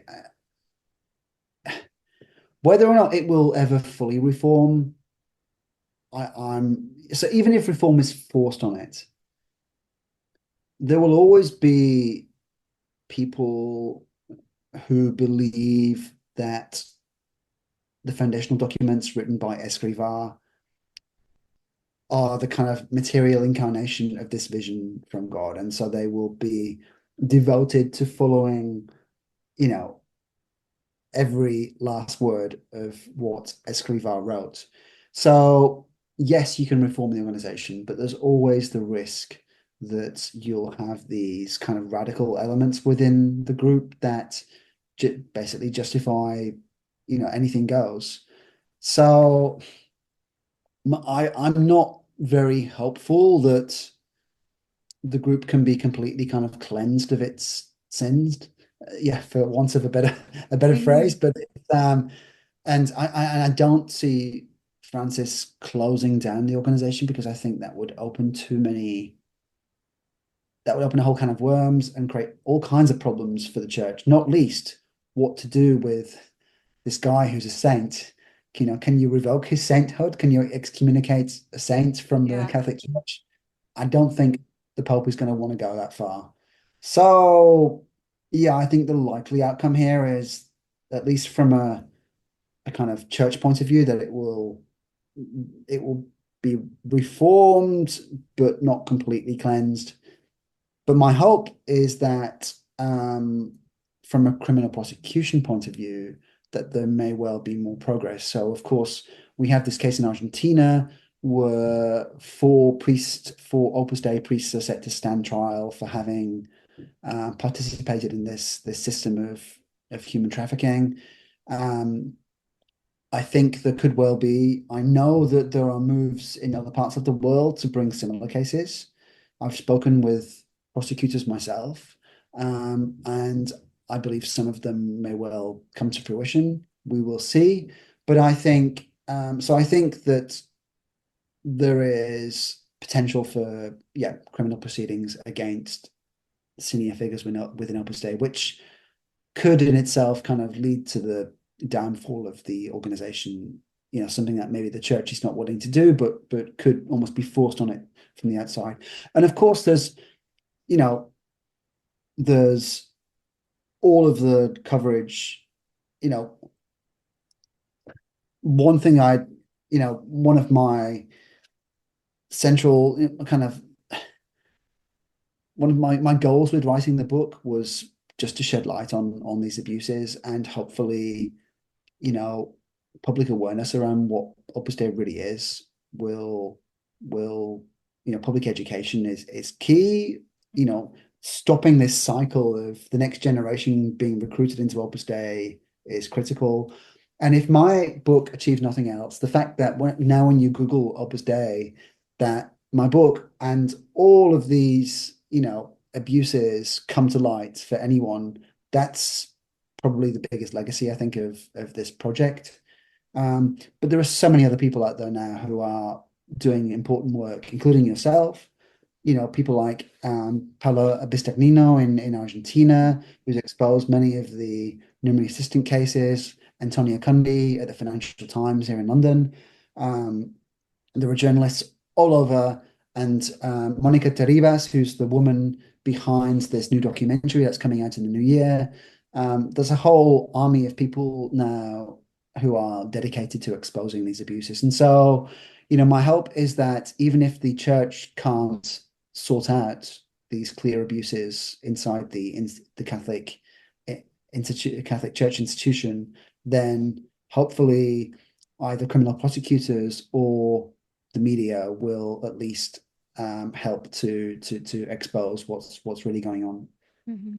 And there's the court of public opinion as well, which is why I think the education piece of it is so incredibly important and why your book is so critical. And I thank you so much for taking the time to research it and write it. I know writing is not writing a whole book is a tall order, and one about such a complex and controversial topic. The fact that you took that on is admirable, and I know I'm probably don't need to tell you this. You've been hearing it from plenty of former members, but I think that your work is going to have such a positive impact on people's lives, former members, and then people who are spared from making the mistake of committing to this thing, because maybe they pick up your book and they don't believe everything that's in it, but it plants that seed of doubt, and maybe they'll start asking some other questions, and they'll be spared. So I know we're starting to get to the end here, and I don't want to keep you longer than you want to be here, but I was wondering if you would be interested in answering any questions from some anonymous former members. Yeah, absolutely. I'd be very much open to that. Yeah. Okay, so I posted on the r/Opus Dei exposed Reddit community, which for anyone who doesn't know is a anonymous community on Reddit for former members, and then anyone trying to learn more information or provide support to a former member can basically have community talk to each other, exchange resources, and make a little bit of an archive too of everything that has happened in Opus Dei. And it's been an incredible resource for me as a journalist. And I know you mentioned it in your book as well. I'm so incredibly grateful for all of these people who have been brave enough to, even if it's anonymous, to speak out what happened to them, to share their experiences. So because your book touches on so much of that, I wanted to give anyone in that community an opportunity to ask you some questions. And I have a few here we can just go through. Well, just before you do that as well, I also want to, so the Reddit community is fantastic and has been a critical resource for me. I also want to make a plug for the Spanish language Yes. community, which is called Opus Libros. So the site is opuslibros.org, and there's a wealth of material there as well for anyone that speaks Spanish. Or you know what, these days most browsers you can quite quickly click and you'll get a decent translation. So yes, but yeah, Pharaoh, your question, I just wanted to make sure that Opus Libros gets a shout out as well. Yes, absolutely. And I'll have all of those communities and then any references and also a link to your book for anyone who would like to buy it down in the description of this video as well. But so here are some questions. Somebody asked, and you kind of spoke to this a little bit earlier, but maybe you can expound a bit more. Were there any narrative threads you wanted to include but couldn't, and why? Yes, I mean, so we touched on a few of them. I mean, I would have loved to get to the bottom of the whole Roberto Calvi case. So Yes. intriguing. Yes. Maybe one day the Vatican will open its archives and we will get to know We can what dream. happened there. But I mean, that would have been amazing. But I never got to the bottom of that. Another thing somebody told me, somebody who knew Luis Valls Taberner extremely well, kind of made this kind of quite flippant comment one day when I interviewed him, and he said that he said, "Did you know that after Ronald Reagan and Margaret Thatcher, Luis Valls Taberner was perhaps made the one of the largest contributions to the downfall of communism and the Soviet bloc?" And I was like, what? And he wouldn't go any further, but he was like, trust me on this. I know this. And I think I think the implication was, I think what he was hinting at, and I never was able to prove this, but I think what he was hinting at was that Luis and Opus Dei more generally were funneling money into places like Poland when they were behind the Iron Curtain, and were really helping to kind of create dissent. I'm not sure is the right word, but they were supporting some of the dissenting voices behind the Iron Curtain. I would have loved to dig more into that. And you know what? Maybe it's complete nonsense, but this guy was extremely close to Lewis and knew him extremely well and was in a position to know about this kind of stuff. And so unfortunately, he wouldn't share very much more. But the other, I mean, the other strand I would have loved to, and I would still love to delve into is the Philippines and the network of hospitality schools in the Philippines. I'm convinced that there's a huge story to be told there. I think the Philippines has, in recent years, become the primary recruitment ground for Nunnery assistants. Mm. It's quite surprising that you don't really see many Nunnery assistants come forward on the Reddit forum or on the Opus Libris forum from the Philippines, and I think It is small. there's possibly language issues there and things, but yeah, Hmm. I think there's potentially a huge story to be uncovered there. I've heard tidbits of what could be a huge story, and yeah, I'll do my best to delve into that. But yeah, I think without being on the ground and without speaking the language, it's difficult. So It is hopefully, there's a incredibly, yeah. female journalist out there who might be willing to take on that mantle. I think that there's something interesting going on in the Philippines as well. I've thought that for a really long time. I've spoken to one or two people who claim to come from that part of the world. Obviously, this all carries out over the internet, so I have no way to verify anyone's claims. Really, I have to take their word for it. But I have heard stories from like one or two people about Opus Dei in the Philippines. And the Philippines, just in general, has a very interesting relationship with Catholicism specifically, and the history of that religion in that country is very complicated. So I think there's something there too. I've had the same thought. I don't know precisely what it is, but again, I would bet dollars to donuts, an expression that we have, that you in the near not too distant future we're going to see some stuff start to come out, because I just again I feel like the snowball is already rolling down the hill. It's getting bigger as we speak. Yeah. Somebody else asked, there is some controversy over what Opus Dei's current membership numbers are, with some former members stating that the number touted by Opus Dei is an exaggeration. After your research, do you have any sense of whether or not Opus Dei is growing or diminishing in terms of the number of people involved? You kind of spoke to this when we were talking about them establishing their schools and everything, but this is a conversation that they have often in the Reddit community about whether or not Opus Dei is growing or shrinking. I mean, the simple answer is we don't know. We don't know. It's They hard to probably tell. know, but I mean, they know for certain, but we don't know. I mean, that so Opus Dei gives a number every year officially to the Vatican, and each year it goes up, and kind of curiously, they're getting very close to 100,000 members, Mm-hmm. usually. And I suspect that as we approach the 100th anniversary of Opus Dei in 1928, and that perhaps will, sorry, in 2028, they will miraculously hit the Be a 100,000. nice round number for them, yes. Exactly. But I don't believe those figures. And in fact, in the book, I think I offer a couple of examples where they blatantly lied about the membership figures. So, I mean, my sense, and it's just a sense because I don't have any hard figures, is that the numeri ranks are diminishing quite quickly, Mm. but that the supernumerary ranks are in some parts of the world growing. I think in the US they're growing. I think in parts of Latin America they're growing. And so um, I think whether you would only need small percentage growth in supernumeraries because it's such a large component to Hmm. offset even a large decrease in the numeraries. So I think it's possible that the numbers are increasing, but I think certainly the numerary ranks are depleting quite quickly, and that's a big problem for Opus Dei because the numeraries are critical to the way that it operates for the recruitment and to kind of maintaining the network. And so yeah, um, yeah, that's my sense of how things are. Hmm.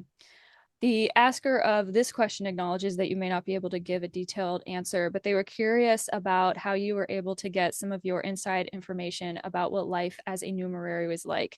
Were current members totally upfront with you? And were you always planning on seeking out the perspective of former members, or was that something that became apparent that you should do later on? No, no, I mean, throughout I've been talking to current and former members. Mm-hmm. Current members, there are many lovely people and many devout Christians who, I sometimes struggle to get my head around this because, part of me is part of me feels quite sorry for them that they're stuck inside of this organization, but then maybe some of them are happy. Maybe I don't know. So it's a difficult kind of thing to grapple with. But yeah, I mean, I spent a lot of time. I spent 5 years on this book, and I spent a lot of time with current members. And yes, I mean, many of them were very generous with me and shared, you know, huge amounts of time with me and listened to my questions, my sometimes impertinent questions about, prodding about their lives. And I think on the whole, most of them answered me truthfully. But I also spoke to former members who maybe gave me a more nuanced understanding of life inside. Hmm. But also I was aided by, there's this treasure trove of internal documents that were secreted out of the organization.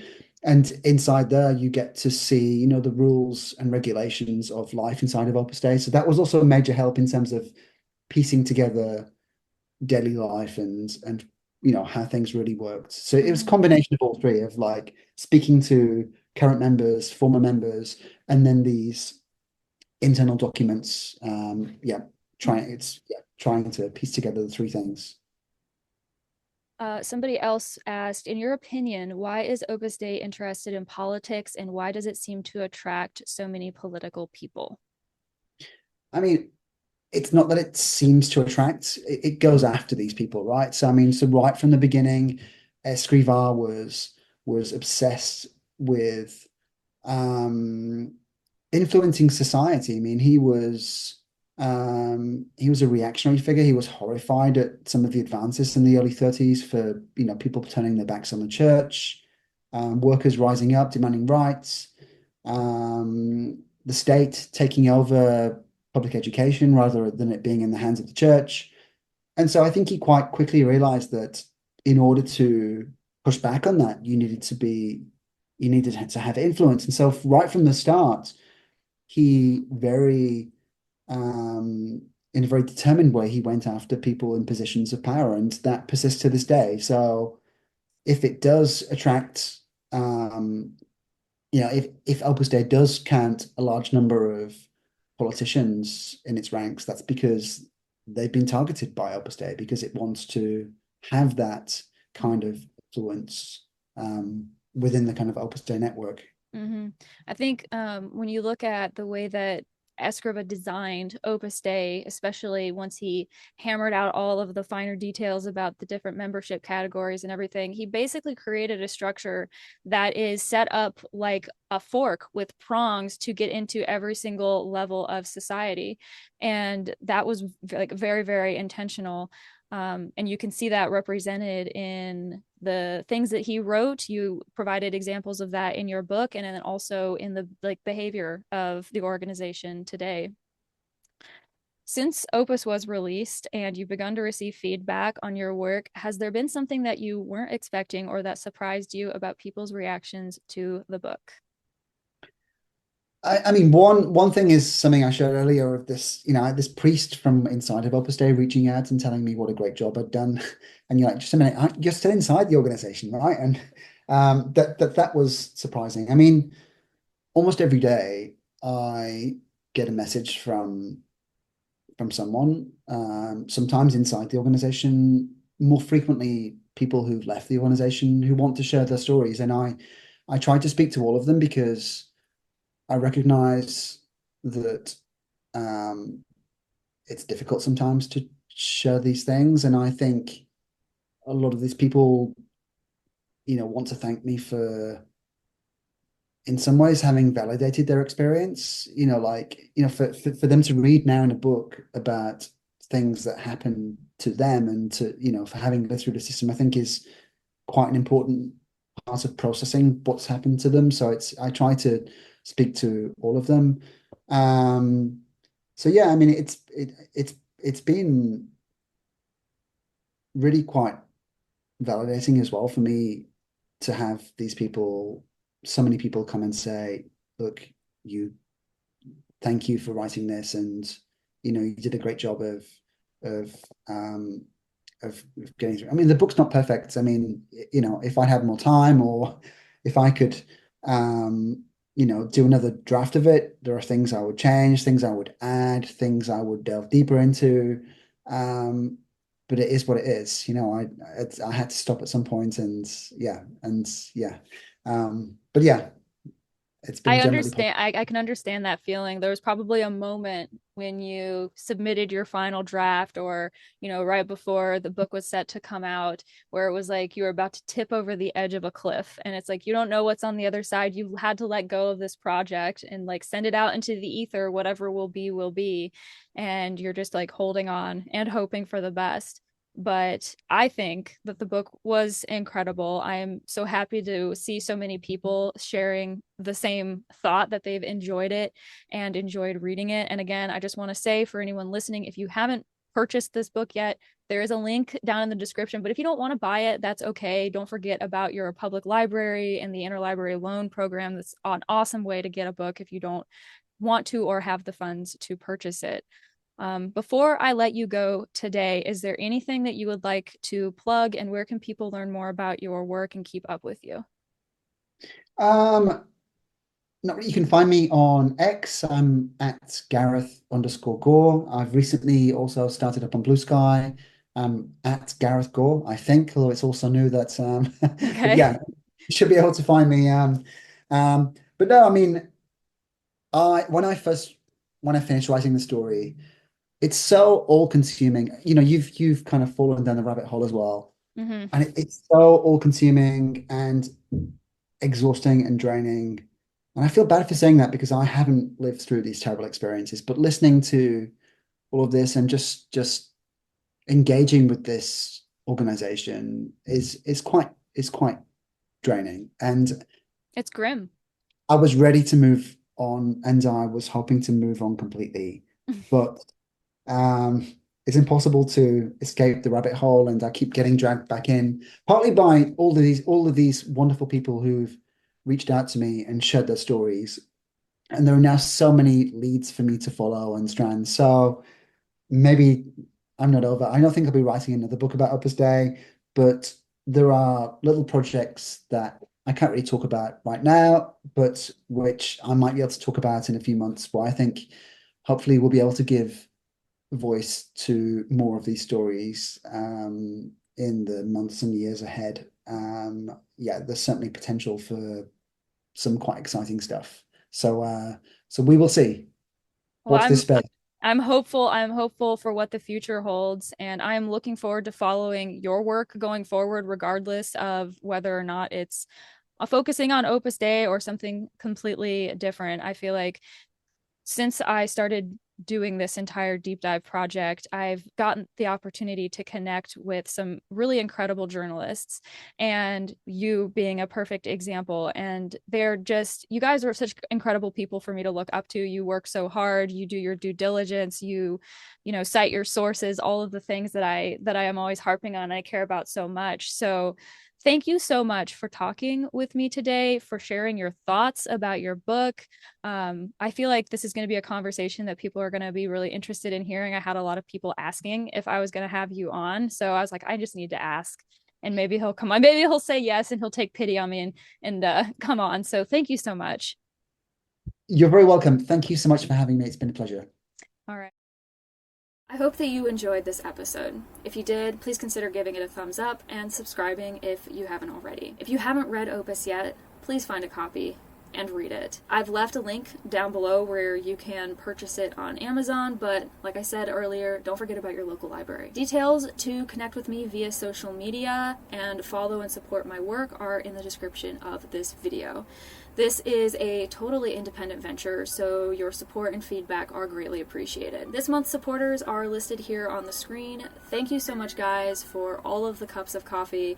You have no idea how much it helps. Thank you for placing so much value on the work that I am doing. That is all I have for today, but I am looking forward to hearing your thoughts about today's conversation and the book down in the comments below. And I am looking forward to sharing the next deep dive with you all very, very soon.